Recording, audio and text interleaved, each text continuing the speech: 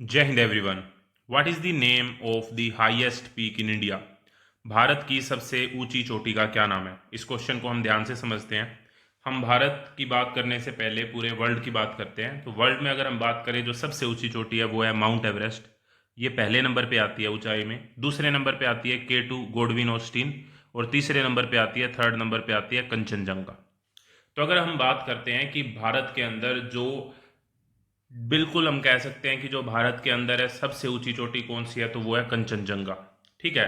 K2 Godwin Austin की अगर हम बात करें तो ये बढ़ती है जो से पाकिस्तान और चाइना वाले बॉर्डर पे, अक्साई चीन वाला पार्ट, जो कि पहले इंडिया का ही था। तो हम अगर यहाँ पे नॉर्मली बात करते हैं तो हम ये कह सकते हैं कि कंचनजंगा जो है वो भारत की सबसे ऊंची चोटी है। ठीक है। और माउंट एवरेस्ट जो है वो आपको पता है कि नेपाल और चाइना के बॉर्डर के ऊपर पड़ता है, और ये संसार की सबसे ऊंची चोटी है। माउंट एवरेस्ट की जो हाइट है वो है 8848 मीटर। K2 गोडविन ऑस्टिन की जो हाइट है वो है 8611 मीटर। और अगर हम बात करें कंचनजंगा की हाइट तो वो है 8586 मीटर। तो ये बात आप ध्यान रख सकते हैं। यहां पे जो इस क्वेश्चन का करेक्ट आंसर है वो है option B, Kanchenjunga. Next question की तरफ हम बढ़ते हैं। Which type of soil is formed by leaching and oxidation and is considered the most infertile? कौन सी मिट्टी लीचिंग और ऑक्सीकरण से बनती है और सबसे कम उपजाऊ मानी जाती है? तो ये जो ऑप्शन दिए हैं इनमें जो सबसे कम उपजाऊ मिट्टी है वो है लेटराइट मिट्टी, ऑप्शन डी। ऑप्शन डी यहां पे हमारा क्या होगा, सही जवाब होगा। तो लेटेराइट जो मिट्टी है वो रबड़ की खेती के लिए उपयुक्त मानी जाती है, रबड़ की खेती के लिए। दूसरी बात, इसके आयरन ऑक्साइड इसमें होने की वजह से इसका कलर जो होता है वो रेड कलर का हो जाता है। ऑप्शन डी हमारा यहाँ पे सही जवाब है। Which river is the only natural water source that drains into a lake in the desert? कौन सी नदी रेगिस्तान में झील में जाकर समाप्त हो जाती है? तो out of the given option the correct answer is Luni river, option B is the correct answer. और ये लार्जेस्ट रिवर है थार डेजर्ट की, largest river in Thar desert. Largest river in Thar desert is the Luni river. ठीक है। थार मरुस्थल की जो लार्जेस्ट रिवर है वो हमारी लूनी रिवर हो जाएगी। Option B is the correct answer. Which river forms an estuary? निम्न में से कौन सी नदी एस्चुरी यानी कि मुहाना बनाती है? तो ये जो ऑप्शन दिए हुए हैं इनमें से जो करेक्ट आंसर है वो है नर्मदा नदी। नर्मदा के अलावा एक नदी है नर्मदा, नर्मदा, नर्मदा के अलावा तापी और साबरमती। ये तीन जो नदियां हैं ये क्या बनाती हैं, एस्चुरी बनाती हैं, मुहाना बनाती हैं। और ये सारी की सारी वेस्टवार्ड फ्लो करती हैं, यानी कि टुवार्ड्स दी वेस्ट फ्लो करती हैं ये rivers, towards the west flow करती हैं। और ये अरेबियन सी में गिरती हैं, अरेबियन सी में, अरेबियन सी। ये इंपॉर्टेंट पॉइंट है जो आपको ध्यान रखने हैं। अरेबियन सी में ये फॉल होती है, नर्मदा, तापी और साबरमती। ठीक है। और ये वेस्ट के टुवार्ड्स फ्लो करती हैं। बाकी जो मेन नदियां हमारी वो नॉर्थ, साउथ, ईस्ट की तरफ, ईस्ट वर्ड फ्लो करती हैं। नेक्स्ट क्वेश्चन हमारा, Bhakra Nangal dam is built on which river? Bhakra Nangal जो बांध है वो किस रिवर के ऊपर बना है? तो वो सतलुज रिवर के ऊपर बना है। और ये कहाँ पे है, हिमाचल प्रदेश में। ये कहाँ पे है, हिमाचल प्रदेश में। नेक्स्ट क्वेश्चन हमारा, name of the cropping season in India that begins with the onset of south west monsoon? भारत में उस फसल के मौसम का नाम बताइए जो दक्षिण पश्चिम मानसून की शुरुआत के साथ शुरू होती है। मतलब ये रबी की क्रॉप होती है, फिर खरीफ की क्रॉप होती है, जायद होती है या सरद होती है? कौन सी तरह की खरीफ होती है जो कि बारिश से रिलेटेड होती है? तो जो मानसूनी जो होती है, मानसून वाली जो फसलें होती हैं उनको हम खरीफ की फसल बोलते हैं। ऑप्शन सी यहाँ पे करेक्ट आंसर है, जिसके अंदर पैडी यानी कि धान हमारा आता है, मेज़ हमारा यानी कि मक्का आता है, इसके अंदर बाजरा आता है। ठीक है। और इसके अलावा हमारा कॉटन आता है। ये जो फसलें हैं ये सारी की सारी खरीफ की फसलें होती हैं जो कि बारिश के सीज़न की फसलें होती हैं।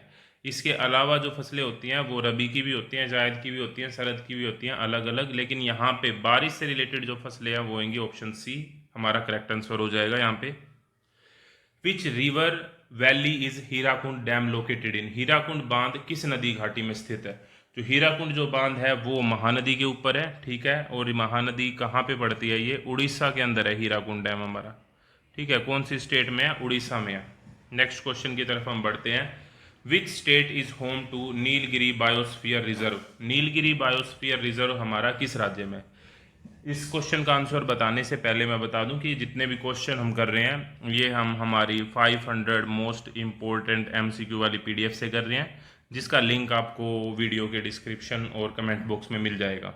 ठीक है, और जितनी वीडियोज़ अब तक हमने की हैं उसकी प्लेलिस्ट मैंने बना दी है, उसका लिंक भी आपको साथ में मिल जाएगा ताकि आप सभी क्वेश्चंस को एक साथ पढ़ सकें। तो नीलगिरी बायोस्फीयर रिजर्व्स की अगर हम बात करें तो ये हमारा सबसे पहले बना था 1986 में।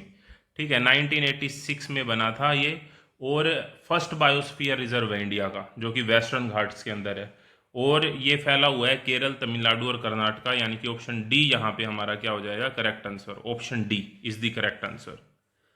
Which is the second largest peak in the world but highest in India? विश्व की दूसरी सबसे ऊंची चोटी लेकिन भारत की सबसे ऊंची चोटी। मैंने आपको बताया था कि वैसे वर्ल्ड के अंदर सबसे पहले नंबर पे आता है माउंट एवरेस्ट, दूसरे नंबर पे आता है K2 गॉडविन ऑस्टिन, और तीसरे नंबर पे आता है कंचनजंगा। ठीक है, अब यहाँ पे क्योंकि second largest peak in the world की बात की है तो K2 गॉडविन ऑस्टिन हमारा सही जवाब हो जाएगा। ठीक है, और क्योंकि ये जो है अक्साई चीन वाला जो पार्ट है जो कि पाकिस्तान और चीन ने कब्जा रखा है, तो पार्ट ये इंडिया का ही था, इसीलिए हम इसे इंडिया में मान के भी चल सकते हैं कि भारत की सबसे ऊंची चोटी K2 गॉडविन ऑस्टिन हो जाएगी। ऑप्शन बी यहाँ पे करेक्ट आंसर है। तो क्वेश्चन नंबर जो हमने सबसे पहले किया था और इस क्वेश्चन में जो डाउट आपको आ रहा होगा वो यहाँ पे क्लियर हो गया होगा। मैंने तीनों के तीनों आपको बता दी। सबसे ऊंची चोटी है माउंट एवरेस्ट, उसके बाद है वर्ल्ड की सबसे ऊंची चोटियों की हम बात कर रहे हैं, उसके बाद है हमारी K2 गॉडविन ऑस्टिन, और तीसरे नंबर पे है कंचनजंगा। ठीक है, नेक्स्ट क्वेश्चन हमारा, what is the name of India's most famous river dam with a height of 260.5 meter? भारत की सबसे ऊंचे बांध 260.5 मीटर का नाम क्या है? तो सबसे ऊंचा यहाँ पे हाइट के हिसाब से है टिहरी डैम, जो कि भागीरथी नदी के ऊपर है, भागीरथी रिवर के ऊपर है, भागीरथी रिवर के ऊपर है, और ये हमारा है यूके के अंदर, यूके मतलब उत्तराखंड की मैं यहाँ पे बात कर रहा हूँ, टिहरी डिस्ट्रिक्ट के अंदर पड़ता है। टिहरी डिस्ट्रिक्ट, डिस्ट्रिक्ट का नाम भी टिहरी है। ठीक है, बांध का नाम भी टिहरी है, और ये उत्तराखंड के अंदर हमारा पड़ता है। कुछ क्वेश्चन मैं आपसे पूछ रहा हूँ वर्बली। ठीक है, आपको बताना है कि मैं बोलता जाता हूँ, आप नोट डाउन कर सकते हैं इन चीज़ों को या ध्यान से सुन सकते हैं। सबसे पहले रणथंभौर नेशनल पार्क कहाँ पर है? तो रणथंभौर नेशनल पार्क जो है वो राजस्थान में है। जिम कॉर्बेट नेशनल पार्क कहाँ पे है? Jim Corbett national park Uttarakhand में है। बांधवगढ़ नेशनल पार्क कहाँ पे है? बांधवगढ़ नेशनल पार्क मध्य प्रदेश में है। पेरियार नेशनल पार्क कहाँ पे है? तो पेरियार नेशनल पार्क केरला में है। काजीरंगा नेशनल पार्क कहाँ पे है? काजीरंगा नेशनल पार्क आसाम में है।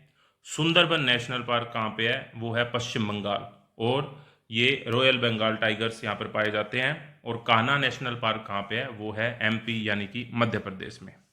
Thank you very much.